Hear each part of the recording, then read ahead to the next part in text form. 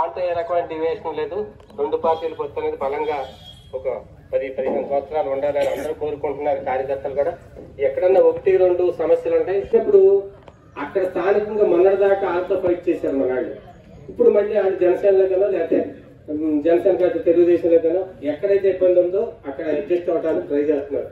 కాబట్టి బాగా కింద కార్యకర్తలు అయితే మనం అందరం చేర్పించుకున్నారు, మనకి ఏం అర్థం లేదు. కానీ అప్పుడు ఎవరైతే నాయకత్వం గురించి మన బాగా ఇబ్బంది పెట్టారో వాళ్ళు మాత్రం మండల పార్టీ పరిశీలించి వాళ్ళు చేర్చుకోవాలా లేదా అనేది శ్రీనివాసరావు ధన్యవాదాలు తెలియజేస్తున్నాను. ఎందుకంటే మనకి పరిశీలకులుగా వచ్చారు. ఇక్కడ చిన్న చిన్న సమస్యలు ఉంటే ఆయన దృష్టికి తీసుకెళ్దామనే ఉద్దేశం కూడా ముఖ్యంగా ఈ మీటింగ్ పెట్టడానికి కాదు. కాబట్టి చేర్చుకునేటప్పుడు కూడా మండల పార్టీని కానీ ఆ గ్రామంలో ఉన్న పార్టీని కానీ సంప్రదించి తెలుగుదేశంలో చేర్చుకో కన్సల్ట్ చేసి వీళ్ళ వల్ల మనకి ఇబ్బంది ఉందా, చేర్చుకోవచ్చా. ఇప్పుడు చేర్చుకోకపోవటానికి ఏంటంటే పార్టీ ఏం ఆలోచిస్తుందంటే ఇంకొక నలుగురు వస్తే పార్టీకి బలమే కదా అని ఆలోచిస్తాయి. కానీ ఇప్పుడు అంత అవసరం లేదు. కాబట్టి ప్రతి వాళ్ళు ఏంటంటే నిన్నటి దాకా మన మీద ఫైట్ చేశారంటే వాళ్ళతో కేసులు పెట్టిస్తున్నాం, గొడవలు పడ్డాం, ఎన్ని చేసాం. ఇప్పుడే మళ్ళీ ఆయన తీసుకొచ్చి మన ఎత్తునెక్కిస్తున్నారు అనే భావన కొన్నిసార్లు ఉంది. దాన్ని కూడా ఆలోచించి మండల పార్టీ డెఫినెట్ గా సంస్థాగతంగా పార్టీ బలోపేతానికి ఎంపీసీ జడ్పీటీసీ వల్ల కాదు, పార్టీ అధ్యక్షుడి బాధ్యత తప్పనిసరిగా ఆయన దృష్టిలో పెట్టి ఏ ఊళ్ళో అయినా సరే చేర్చుకోవాలంటే అక్కడ గ్రామ పార్టీని అట్లాగే ఇక్కడ మండల పార్టీని సంప్రదించి వీళ్ళ వల్ల కూడా కాకపోతే ఇంకా పైన పరిశీలకులు వచ్చేటప్పుడు మనకి ఆయనతో కూడా మాట్లాడి పార్టీ బలోపేతానికి కృషి చేయాలని అందరూ కోరుకుంటూ, అలాగే ఈ పొత్తు డెఫినెట్ గా 15-20 సంవత్సరాలు ఉంటది.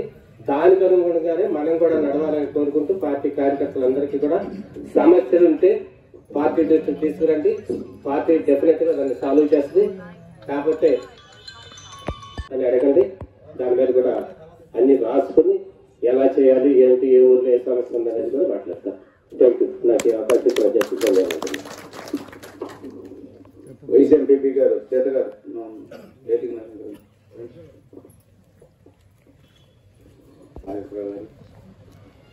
సర్పంచులు, ఎంపీటీసీలు అందరికీ నమస్కారం. ముఖ్యంగా ఏకత్వాల సమస్య జనసేన మొన్న ఎలక్షన్ రోజుని పగులుబడి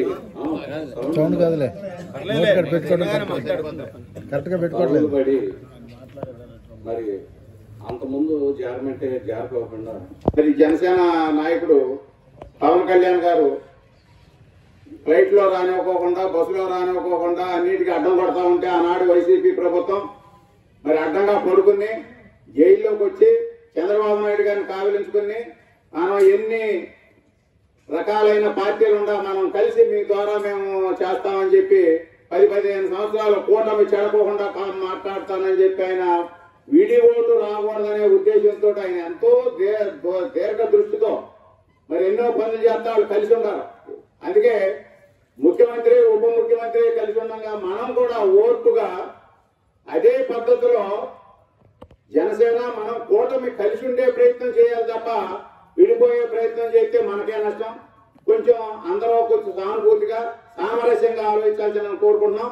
అట్లాగే ఏదన్నా విషయం వచ్చినప్పుడు ఇప్పుడు రంగారావు చెప్పినట్టు ఆలోచిద్దాం. ఎందుకంటే ఇప్పుడు ఇక్కడే అధ్యక్షుడు, జనసేన అధ్యక్షుడు ఉన్నాడు, ఆయనతోటి మరి సంప్రదింపులు జరుగుతూ మరి దాని విషయం దీర్ఘంగా తెలుసుకొని మాట్లాడదామని చెబుతున్నాం. మనం అలాగకపోతే ఎమ్మెల్యే గారు ఉన్నారు, ఎమ్మెల్యే గారి దృష్టికి కూడా తీసుకెళ్లి చెబుదామని చెప్పి చెప్తున్నాం. ఈ కేసులు కూడా అట్లాగే మన జడ్పీటీసీ గారు ఇచ్చారు. మన అబ్దుల్ గారు, కనపతి శ్రీనివాస్ గారు కూడా మచిలీపట్నం వెళ్ళడం, మరి హాస్పిటల్లో చూడటం, మాట్లాడటం జరిగింది. దాన్ని వివరంగా తీసుకుందామని చెప్పి కోరుకున్నాం. ఇప్పుడు మన కదపూర్ సర్పంచ్ గారు యేసుబాబు గారిని సందేశవాల్సిందిగా కోరుకుంటున్నాం.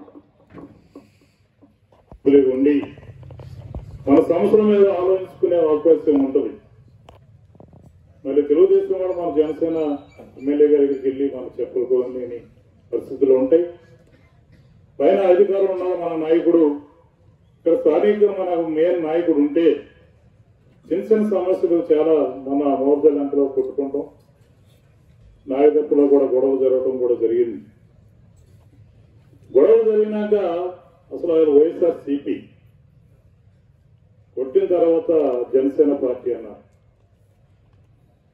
సందేహంలో పడ్డారు ఏం చేయాలనేది. కేసు ద్వారా బలంగా ఆ కేసు కట్ల. మరి మా కార్యకర్తల మీద ఇంత అన్యాయం జరుగుతుంటే దాన్ని పరిష్కరించే నాయకుడు మనకు ఉండాలి. దానివల్ల కొంతమంది మన కార్యకర్తలు బాధపడటం కూడా జరుగుతుంది. అలాంటి సమస్యల మీద మరి పరిశీలకులు కనపర్తి శ్రీనివాసరావు గారు వచ్చారు. మరి ప్రయోగ దృష్టి తీసుకెళ్లి ఈ నియోజకవర్గానికి మా ముఖ్యమైన బలమైన నాయకుడిని ఇన్ఛార్జి వేస్తారని ఆశిస్తున్నాం. మరి జనసేన పార్టీ ముందు జనార్దన్ గారు అన్నట్టుగా ఆ రోజున మన నాయకుడు అరెస్ట్ చేసినప్పుడు నేనున్నాను ఈ సపోర్ట్ గా చెప్పిన నాయకుడు పవన్ కళ్యాణ్ గారు. మరి ఆ ఉద్దేశం మీద మన నాయకుడు కూడా మన కూటమిగా ఉండి మన ఏదో విధంగా ఈ నరహాతుడు ఈ సైకో అనేది పడగొట్టాలనే ఉద్దేశం మీద వారందరూ కూడా 3 పార్టీలు ఏకమై పార్టీ ఎలక్షన్లోకి వెళ్ళటం కూడా జరిగింది. అనేకమైన సమస్యలు వస్తూ ఉంటాయి. కొన్ని ఓర్పుతో మనం ముందుకు వెళ్ళాలి. అది పార్టీ చూసుకుంటుంది కాబట్టి తొందరపడి మాట తూలితే మన పార్టీకే డ్యామేజ్. కాబట్టి మన గమ్మ కూడా మన నందమూరి తారక రామారావు పెట్టిన పార్టీ క్రమశిక్షణ గల పార్టీ తెలుగుదేశం పార్టీ. బలిగిన వర్గాల కోసం పెట్టిన పార్టీ తెలుగుదేశం పార్టీ. కాబట్టి మన సమస్యలంటే మన జడ్పీటీసీ గారు ఉన్నారు, మరి స్థానిక మన మండల అధ్యక్షులు వారు ఉన్నారు, ఎంపీపీ గారు ఉన్నారు, నాగేశ్వరరావు గారు ఉన్నారు. అందరూ సమస్యల్లో మా సమస్యలు చెప్పుకుని ముందుకెళ్తారని ఆశిస్తూ మనం వేదిక మీద మైకులో కాకుండా ఒక ఇంట్లో కూర్చుని మనకున్న ఇబ్బందుల్ని మన పెద్దలతో ఖచ్చితంగా ఫైట్ చేద్దాం.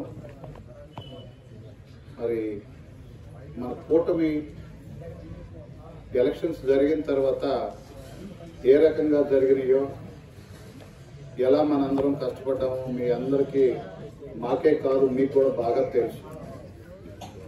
42 సంవత్సరాలు రామారావు పార్టీ పెట్టిన తర్వాత ఈ మోపిదేవి మండలంలో ఉన్న కార్యకర్తలు, చిన్న పెద్ద నాయకులు అందరూ కూడా ఏ రకంగా వీరాభిమానులుగా పనిచేశారో గత 42 సంవత్సరాల నుంచి చరిత్ర చెప్తాంది. ఎందుకంటే మనం 5 సార్లు ఎమ్మెల్యేగా గెలిచాం, 5 సార్లు జడ్పీటీసీగా గెలిచాం, 5 సార్లు ఎంపీపీగా గెలిచాం. ఈ మండలంలో నీటి సంఘం పెట్టినా, పాల సంఘం పెట్టినా, విద్యా కమిటీ ఎలక్షన్ పెట్టినా, ఏ చిన్న ఎలక్షన్ జరిగినా మేమంటూ ఉన్నామని ఏ ఒక్క నాయకుడు పైనుంచి పిలిపించినా ఇవ్వకపోయినా మనం ఉన్నాము అని రుజువు చేసుకున్నాం. దానికి గతంలో మీరందరూ చేసిన కృషి, ఊరిని పేరు నాకు జడ్పీటీసీ అని నాకు తగిలించారు కానీ నాకు కాదు, మీ అందరికీ, మోపిదేవి మండల కార్యకర్తలకి, ప్రజలకి మీరు తగిలించుకున్న బోర్డు కానీ ఇది నేను తగిలించుకున్న బోర్డు కాదు. ఎందుకంటే చంద్రబాబు గారు పార్టీ ఎలక్షన్ చేయొద్దన్నాడు. మీరందరూ కూడా 3వ తారీఖు మా ఇంటికాడ ఒక 2000 మంది మీటింగ్గా మీరు అందరూ వచ్చి కాదు కూడదు మీరు చేయాలని పట్టుబట్టినప్పుడు మీకు తలకాయ ఒడ్డిగిలేసి పార్టీకి శిరసాహం వహించి నేను పోటీ చేయటం జరిగింది. కానీ టైం లేదు, 2 రోజులే ఉంది. ఆ 2 రోజులు కూడా చేయకుండా కోర్టు వద్దని చెప్పింది. కానీ మీరందరూ వీరాభిమానులై ఈ మోపిదేవి మండలాన్ని జిల్లా రాష్ట్రం మొత్తం మీద 6 జడ్పీటీసీలు గెలిచారు. ఇన్ని 100 మందిలో రాష్ట్రం మొత్తం మీద 6 గెలిస్తే 6లో మోపిదేవి ఒకటి ఉందని గుర్తు చేశారు ప్రజలకి, పార్టీకి. ఇది మా గొప్పతనం, చంద్రబాబు గారి గొప్పతనం, ఎమ్మెల్యేల గొప్పతనం, నాయకుల గొప్పతనం మటు కాదు. తప్పనిసరిగా 7వ తారీఖు సాయంత్రం ఈ టయానికి మొదలుపెట్టి ఆ రాత్రికి మొత్తం ఊళ్ళన్నీ వడపోసి మన పార్టీ నుంచుంది, మల్లిగారు నుంచున్నాడు, మనం పనిచేయాలి, గెలిపించుకోవాలి, మాట ఇచ్చాము, ఆయన కాదంటే కూడా నుంచోబెట్టామని ప్రెస్టేజ్గా తీసుకుని మీరు గెలిపించారు.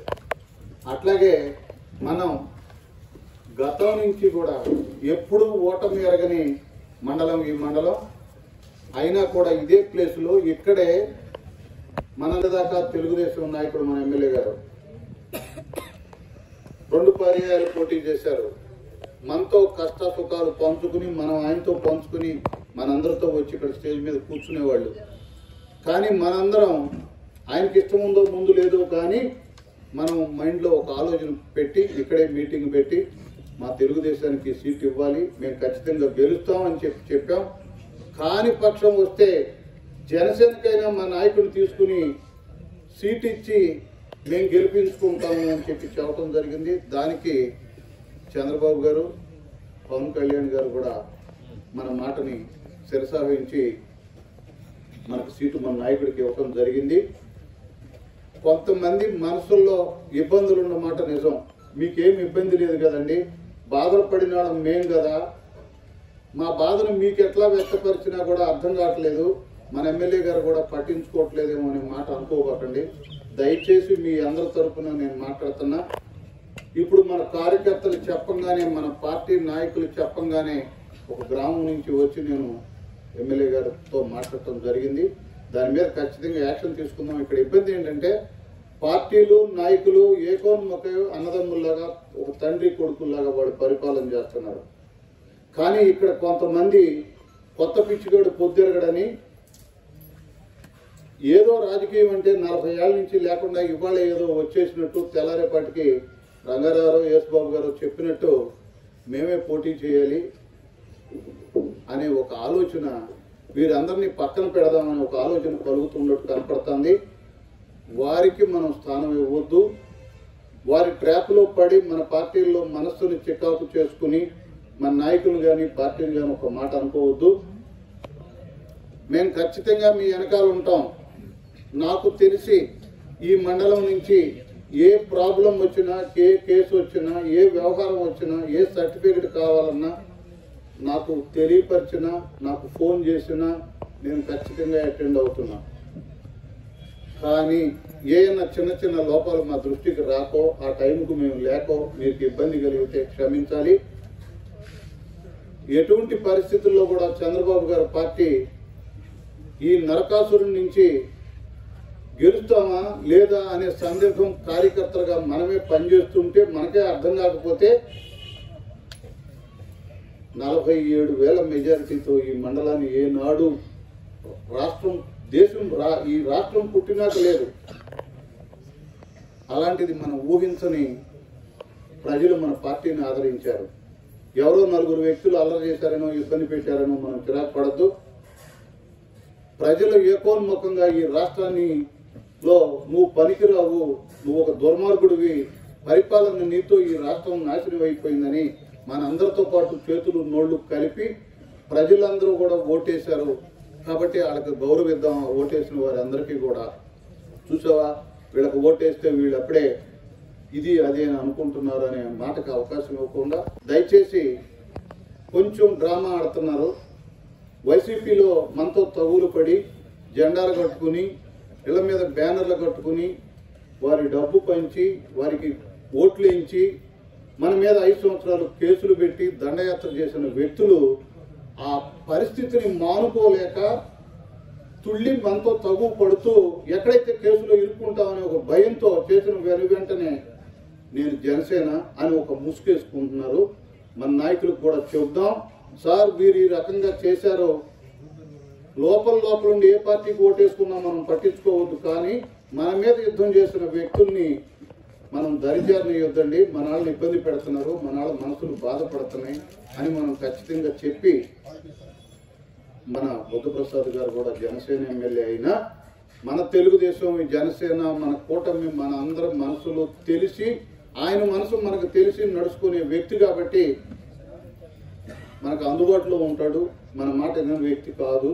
ఆయనకి చెప్పుకుని మన ఇబ్బందుల్ని మనం ఖచ్చితంగా చేసుకున్నాం. మీరు దయచేసి ఎక్కడ కూడా వారు మాట్లాడినా కూడా మీరు తప్పు మాట్లాడద్దు. మనకు న్యాయం జరిగే వరకు పోరాడదాం. అని నేను, ఎందుకంటే ఏ వ్యక్తినైనా తగు ఉన్నా చిన్న పెద్ద అందరినీ కలుపుకుని వెళ్ళాలి, గొడవ పడొద్దు అనే మనస్తత్వం కలిగిన మీరు అవకాశం ఇచ్చారు. నాకు కూడా అంత 10 ఏళ్ళు నేను జెడ్పీటీసీగా ఇక్కడ చేశానంటే అది నా పూర్వజన సుకృతం. మీ అందరి మనసులోనూ మల్లిగారు జెడ్పీటీసీ అని ఒక ముద్ర వేసింది మీరు, నేను కాదు. అది ఎట్లా నేర్చుకోవాలో, ప్రజలు నాకేం గౌరవం ఇచ్చారో ఆ గౌరవాన్ని నేర్చుకోవటానికి మాకున్న తొందరపాటులో నోటంటే వచ్చే మాటల్ని ఆలోచించి జాగ్రత్తగా మాట్లాడటం, పార్టీని ఎట్లా కార్యకర్తలను కలుపుకెళ్లాలో నేర్చుకున్నాం.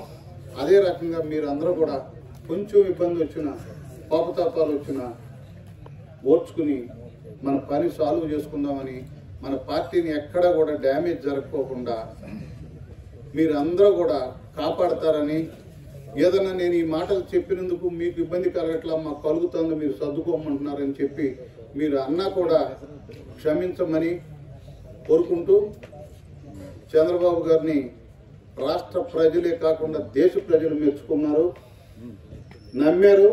అట్లాగే మనం కూడా నమ్ముదాం. ఆయన్ని పవన్ కళ్యాణ్ గారు కూడా నమ్మాడు.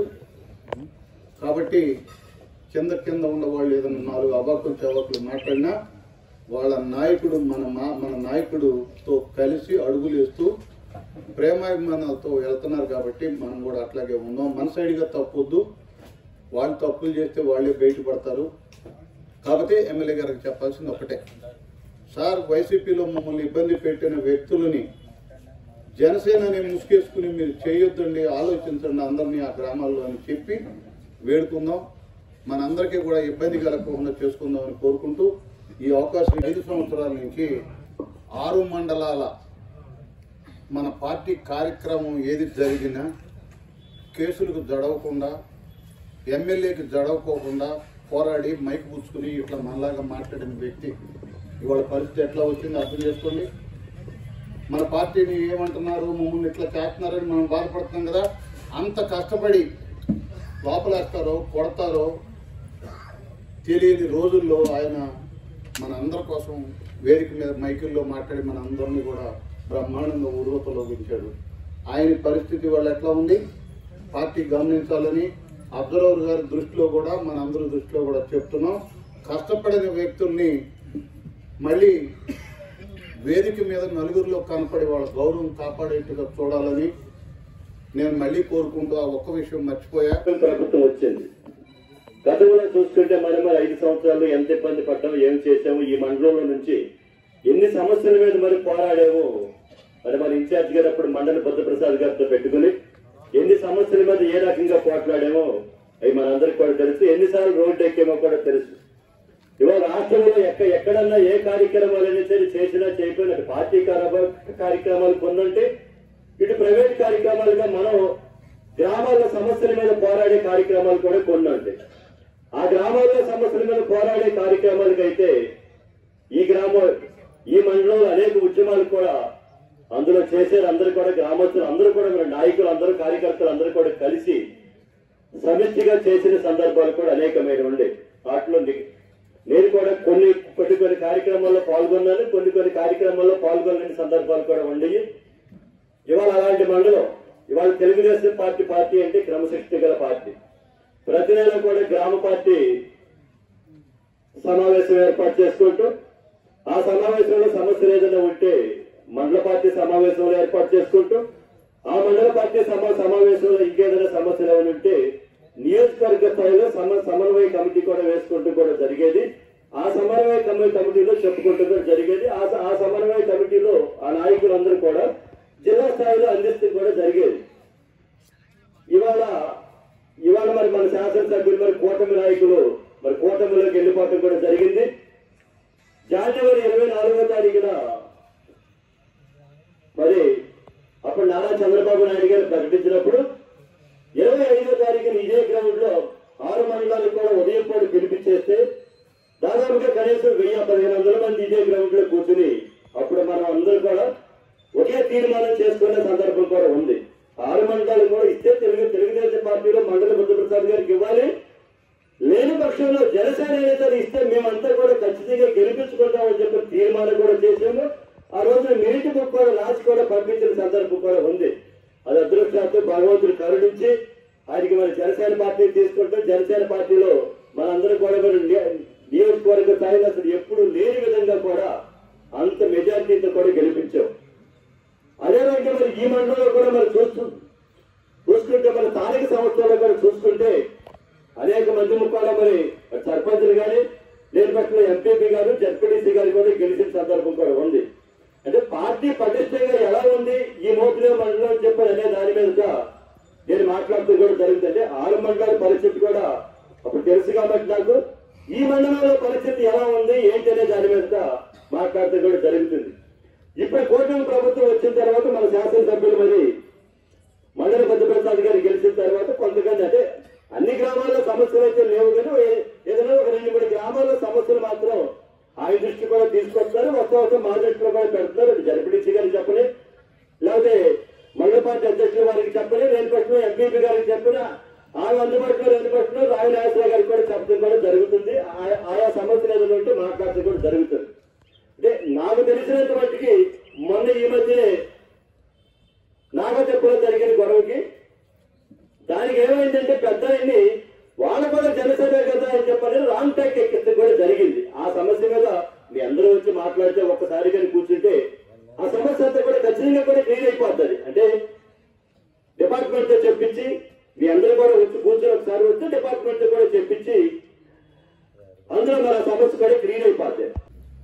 ఇచ్చేసినటువంటి మహిళా నాయకులందరూ కూడా కార్యకర్తలందరూ కూడా మీ అందరికి కూడా నమస్కారాలు తెలియజేసుకుంటా ఉన్నా.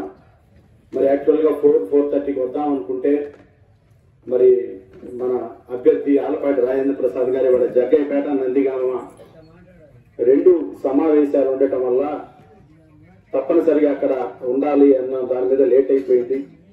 అప్పటికి నేను పూర్తిగా మాట్లాడి వాళ్ళతో చెప్పి నేను మధ్యలో వచ్చాను. అందుకని ముందుగా మీరందరూ కూడా ఈ జరిగిన ఆలక్ష్యానికి క్షమించమని చెప్పి కోరుకుంటూ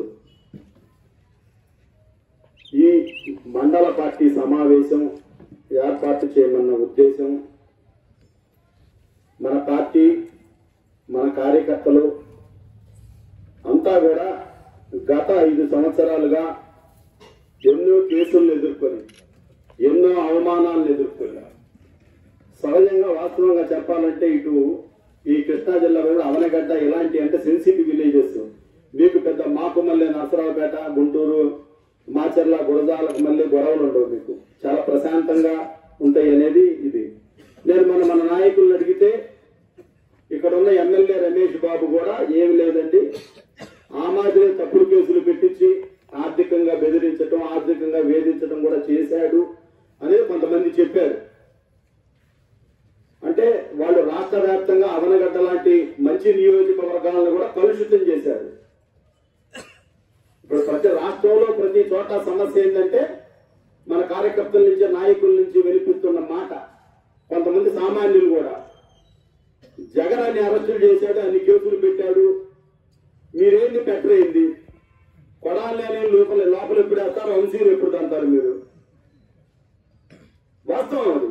ఎందుకంటే వాళ్ళు మాట్లాడిన మాటలు మన నాయకుడిని మనల్ని గురి చేసిన అవమానాలు అట్లాంటివి. కానీ మీరు ఏది చెప్పినా మన డిఎన్ఏ చంద్రబాబు నాయుడు గారు కానీ పవన్ కళ్యాణ్ గారు కానివ్వండి బీజేపీ వాళ్ళు కానివ్వండి ఏదైనా వాళ్ళ స్థాయికి దిగజారిపోయి మాత్రం మనం ప్రవర్తించలేం. వాళ్ళు మనల్ని ఏమైనా హింసించి లబ్ధి పొందారా అంటే కనీస ప్రతిపక్ష హోదా కూడా దక్కకుండా వెళ్ళిపోయారు. ఇవాళ కేసుల్లో సహకరించినటువంటి ఐపీఎస్ అధికారులు సైతం జైలుకు పోతా ఉన్నారు. ఇవాళ వాళ్ళు చేశారు కాబట్టి మనం కూడా చేద్దాం ఆ స్థాయిలో చేద్దాం అనేది అది కరెక్ట్ కాదు. మన నాయకులు కూడా దానికి ఒప్పుకునే వ్యక్తులు కాదు. అది ప్రజాస్వామ్యంలో కూడా మంచి పద్ధతి కాదు. అతను అవినీతి చేసి జగన్మోహన్ రెడ్డి 16 నెలలు జైలుకు పోయాడు. చంద్రబాబు నాయుడు గారు కూడా జైల్లో వేయించాలి ఏదో ఒక కేసు అని పెట్టి మరి 50 రోజులు ఉంటే దాని ఫలితం ఇప్పుడు అనుభవిస్తున్నాడు జగన్మోహన్ రెడ్డి. ముఖ్యంగా ఇక మన నియోజకవర్గానికి వస్తే పెద్దలందరూ చెప్పారు. మన స్థానిక శాసనసభ్యులు వారు మరి వాళ్ళ తండ్రి గారు కానివ్వండి వాళ్ళు కానీ రాజకీయ నేపథ్యం కలిగిన వ్యక్తి రాష్ట్రంలోనే. మరి ఇప్పుడున్న రాజకీయాల్లో అత్యంత నిజాయితీ పరుడుగా పేరుగాంచడమే కాకుండా ఎంతో సబ్జెక్ట్ ఉన్న నాయకుడు మన ఎమ్మెల్యే బుద్ధప్రసాద్ గారు. మరి ఆ రోజు మీరందరూ ఇక్కడి నుంచి మేమే పంపించామని మీరందరూ చెప్తా ఉన్నారు. అదృష్టం మంచిది, ఎప్పుడూ లేనంత మెజారిటీతో గెలిపించుకోవడం జరిగింది. పెద్దలు చెప్పినట్టు పై స్థాయిలో మన పవన్ కళ్యాణ్ గారు మనం కష్టాల్లో ఉన్నప్పుడు, ఈ రాష్ట్ర ప్రజల కష్టాల్లో ఉన్నప్పుడు కూడా మొట్టమొదటి నుంచి చివరి దాకా ఒకే మాటతో ఉన్నాడు. విముక్త వైకాపా, ఆంధ్రప్రదేశ్ నుంచి వైకాపాని తరిమి కొడతాం, దానికి ఎన్ని త్యాగాలైనా చేస్తాను అన్నాడు. మీరు గుర్తుంచుకోండి, జనసేన నుంచి 40 సీట్లు 30 సీట్లు అన్న రోజున 30 అయినా ఇస్తారని మనం అనుకున్నాం. మరి వాళ్ళ నాయకుడు 20, దానికి 22 ఆ స్థాయిలో ఒప్పుకున్నప్పుడు వాళ్ళ కార్యకర్తలు కూడా చాలా బాధపడ్డారు. ఆ రోజు ఏంటి మా నాయకుడు ఎందుకు ఒప్పుకున్నాడు ఏంటి అని.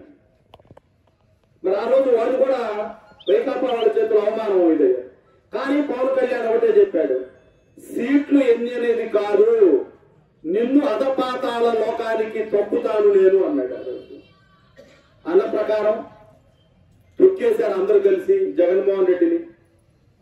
మరి ఆ రోజు ఎక్కడా కూడా నామోషిగా ఫీల్ అవరా పవన్ కళ్యాణ్ గారు.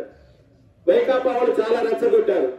మరి మీ పక్కన ఉన్నోడైతే పేరు నాని ఇష్టం వచ్చినట్టు మాట్లాడే పుట్టోడు బందరా, వాడు అసలు నోటికి అద్దు అప్పుడు భూమికి 3 అడుగులు జగన్ కంటే 2 అడుగులు తక్కువ ఉంటాడు. వాడు ఇష్టం వచ్చినట్టు మాట్లాడాడు. వాడు కూడా అంబటి రాంబాబు మాట్లాడేదానికి అదేమంటే కాపులు అంటారు. అంటే ఒక కాపుతో ఏదైనా తిట్టుకోవచ్చు అనమాట.